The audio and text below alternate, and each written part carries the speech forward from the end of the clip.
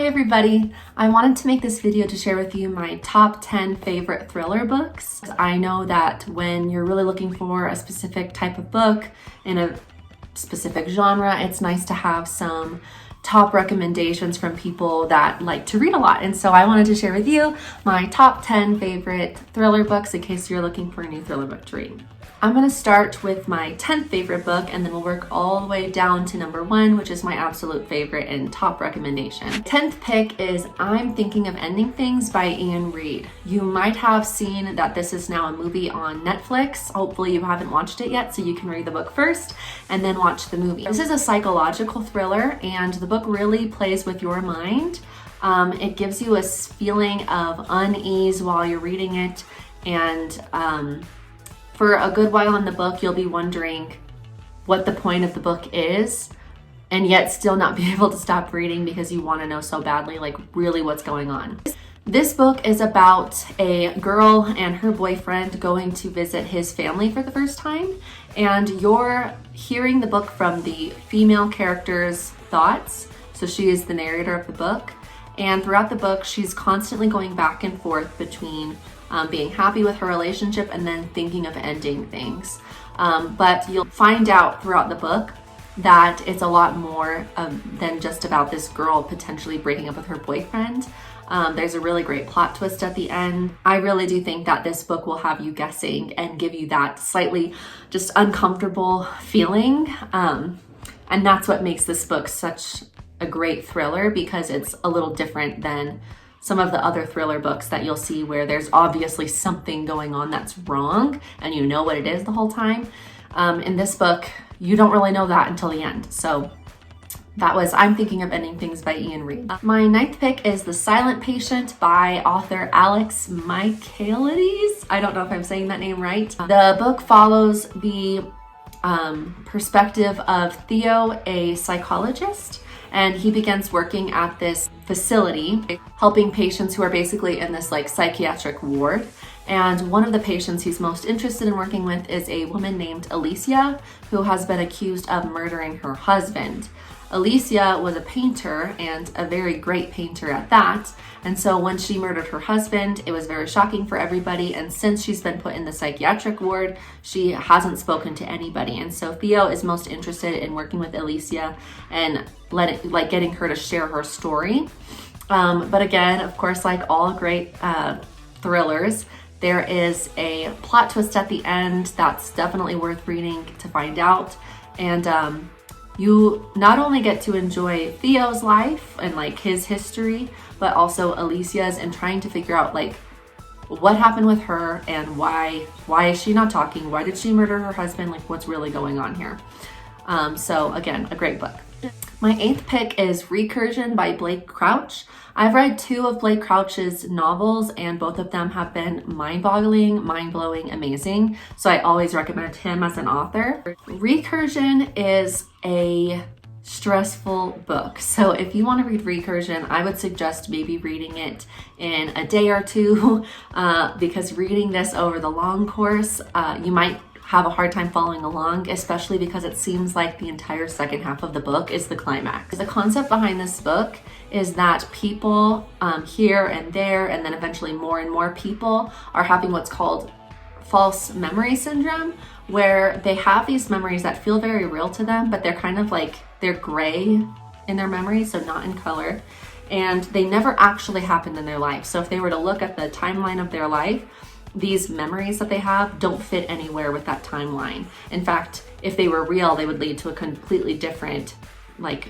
outcome of events for their lives and potentially dramatically change the way their life was going to move forward. It's focused on trying to figure out where the false memories are coming from, what caused them, and I don't want to give too much away, but it's definitely heavy science fiction along with a thriller. If you like science fiction, if you like feeling on the edge of your seat, you'll definitely like this book. And I think that once you figure out where these false memories are coming from, you'll either be even more hooked and really interested, or it might be too mentally stressful for you and you might not want to read it. My 7th pick is My Lovely Wife by Samantha Downing. And I listened to this book all in one day with my mom on a road trip. And after we finished it, we had to read something lighthearted, like a romantic comedy novel, basically, because of how heavy the book is and yet such a great thriller. And it was definitely hard to stop listening to it. My Lovely Wife is about a couple. Millicent is the wife, and then the husband goes by Tobias. And you quickly find out at the beginning of the book that Millicent is kind of like a psychopath, and the husband is just so in love with his wife, and he finds what she wants to do exciting, and so they kind of make this habit out of kidnapping women. And so the husband goes by this name Tobias, and he pretends that he's deaf and really innocent and friendly, and gets these women to feel close to him, and then that kind of helps him and his wife Millicent kidnap these women. The book is focused on this hobby of theirs, and it's really interesting to listen to the husband's point of view, since it's written in his point of view, because he's not a very reliable narrator in the sense that he is also kind of a psychopath. So it's interesting because on one hand, you usually want to sympathize with the protagonist of the story, and yet on the other hand, you know that what's happening is like totally messed up and weird. So definitely like a kind of a crazy book, and a great thriller read with some great plot twists as you go through the story. My 6th choice was called No Exit by Taylor Adams. This book is set in Colorado, and it focuses on the main character, Darby, as she is driving home to visit her family for winter break. While she's driving, she is encountering this huge snowstorm. One of her windshield wipers breaks off, and so she has to pull over at a rest stop and basically wait out the storm so she can continue driving. And when she parks at this rest stop, she's basically sitting in this small lobby area with 4 total strangers. A couple, a guy that seems about her age, and then this other guy who also seems the same age, but he's very creepy, weird. He like looks strange. He breathes really heavy and basically makes her and you, the reader, feel uncomfortable. Shortly after arriving at this rest stop, she goes out into the blizzard and tries to get signal to let her parents know, or let somebody know, that she won't be making it on time. And on her way back into the rest stop, after trying to get her signal through, she sees this van and a little tiny hand through the window of the van. And so she looks closer in the window and realizes that there's a little girl trapped in a cage in the back of this van. And there's only 4 choices of who could be holding this girl hostage in their van: the couple, the strange guy, or the college boy who seems about her age. And so she's trying to figure out who's keeping this girl in their van. How is she going to rescue the girl if they're all stuck there at the rest stop? And how is she going to make sure her and the girl are both safe at the end of this? So it's a really great thriller novel and mystery novel. And of course, I always love stories where the main character is trapped with someone dangerous and they can't get anywhere and they don't know who that dangerous person is. So if you like books like Murder on the Orient Express by Agatha Christie, or And Then There Were None by Agatha Christie, or any other mystery or thriller books where the main characters are trapped in one place, kind of like the game Clue, then you would like this book. My 5th choice was recommended to me by a friend. It's called Behind Closed Doors by B.A. Paris. And it was such an unsettling, disturbing book that I could not stop reading. The book starts out with the main character Grace and her husband Jack getting breakfast with some other women who are married to Jack's friends. And right away off the bat, you can tell that Grace is oddly and unsettlingly dependent upon Jack, in the sense that she doesn't have her own phone and they share the same email address, and she doesn't even have a pen in her purse. Jack came with her to this women's breakfast that was just supposed to be a girl time, and it seems like they're very codependent from the beginning, and it makes you feel uncomfortable, and the women that she's having breakfast with feel uncomfortable. This story is set on a dual timeline, so the perspective of Grace is switching back and forth between right when she met Jack and from where the story begins, where she's eating breakfast with the other women. And so you get to slowly find out what is wrong with her and Jack's relationship, while also going back to the past to see how she got trapped into this type of relationship in the beginning. Honestly, after reading it, I kept thinking, oh my gosh, like how would she have ever known that that was going to happen? And it kind of makes you feel unsettled and like scared because it could happen to you. So it was definitely a good book, but also unsettling, although I don't think that you'll be able to put it down. My fourth choice was The Last Time I Lied by Riley Sager. This was an unexpectedly great book. I didn't know what to expect when reading it, and so I was very happily surprised to find out how unputdownable it was. The Last Time I Lied is about a woman named Emma, and when she was younger, in about middle school, she went to this summer camp and shared a room with this girl, older girl named Vivian, and then two other girls. It was just a summer camp, and they were all kind of friends in their own way. And one night, Vivian and the other two girls sneak out of the cabin when they're supposed to be sleeping, and Emma sees this and doesn't say anything about it. But the next morning, they don't come back. They're missing, and from then on, they're missing. Nobody knows where they went. They didn't find their bodies. They couldn't find where they went at all. So Emma feels slightly responsible for them going missing because she knows that they went out, but she didn't know where they went or what happened to them. Later on in her life, she's become this painter, and the woman who runs the camp has taken interest in her paintings and invites Emma to come to the camp and be a art director as an extracurricular activity for some of the kids at the camp to do. Emma decides to take the woman up on her offer to become a painting counselor at the camp, all the while also having the goal of trying to figure out what really happened to Vivian and the other two girls that she was bunkmates with at this camp years ago, and trying to uncover this secret any way that she can, even if it means snooping around places that she's not supposed to be, or spying on other people or getting information without permission. There was a huge plot twist at the end, and I definitely couldn't stop reading. The audiobook was phenomenal, so if you like listening to audiobooks, I would recommend listening to this on audiobook. My third pick was Bird Box by Josh Malerman. Now, Bird Box came out on Netflix a couple years ago, and pretty much everyone and their mom has seen the movie, but if you haven't seen the movie, then I highly suggest reading the book first. Bird Box is about a woman named Mallory and these two kids that she's taking care of that she calls boy and girl. And once again, this book is set on a dual timeline. So you have from right at the beginning when all of this alien craziness started happening, and then from the present day where Mallory is basically trying to get her and her two kids safely down this river to a place where they're more safe. The premise of the book is that these creatures inhabited Earth that whenever you looked at them, you went crazy and either tried to kill yourself or basically just became a psychopath. Most people commit suicide after seeing this.